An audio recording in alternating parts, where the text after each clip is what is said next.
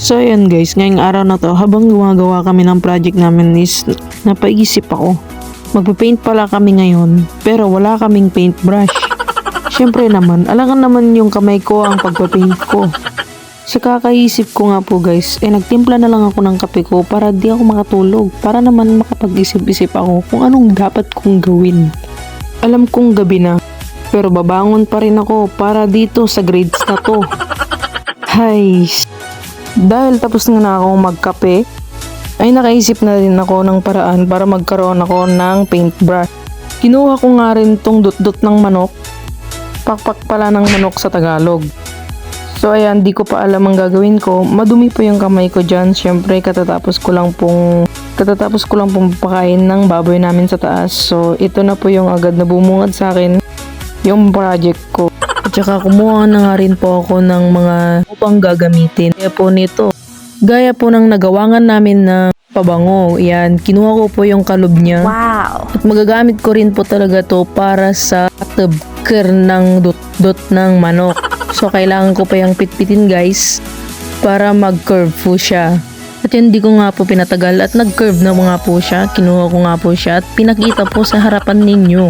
Ganito talaga mga estudyante. Gawin ng lahat para lang sa grades. Kinuha ko nga rin po yung dot-dot ng manok at pinisi-pisi ko na nga po ito. Kumuha na nga rin po ako ng stiglo at inistiglohan ko na nga rin po siya para maghugis paintbrush po siya. Tapos po nun, kinuha ko po yung pinitpit ko at gumamit na nga po ako ng flash dyan guys dahil hindi ko naman mapitpit pag kamay lang. Pagkatapos ng mahabang prosesong pagpipitpit na yan, sa wakas na pitpit ko na rin tong produkto na to na galing sa pakpak ng manok at kalob ng bangbanglo. Ayan, impuli-puligad ko na po sa aking mga kamay para naman makita nyo na matibay siya guys. So ngayon naman guys, gawin naman natin yung stick niya. Yung paghahawakan mo. Hahawakan ko pala. At kinabit-kabit ko na nga po yan isa-isa. Stick nga po pala ng barbecue yung ginamit ko guys. Biro po ako ng iba pang stick pero wala na po talaga akong mahanap kasi gabi na. Kasi nga po madilim na rin po sa labas at mahirapan po akong maghanap ng mga stick na pwede kong gamitin para dito sa brush na to. At ayan nga guys, nabubulol na nga po ako sa kakasalita sa harapan ninyo.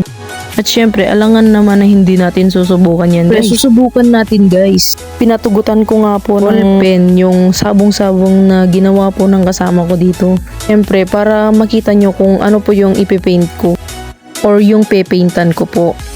So ayan, bulaklak po yung ginawa niya kasi babae po yung nagdrawing niyan.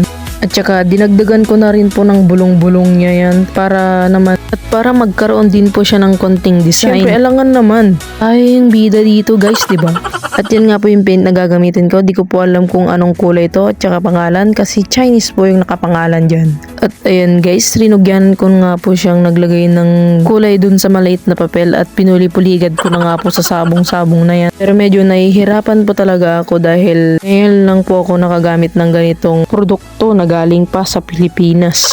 Pasensya na nga ho kayo sa mga sulat po dyan. Kinalaykay po ng mga manok yan. At ayan nga po, dahil nga po nag-curious po ako kung bakit ganito yung pagpipaint nitong paint na ginamit ko.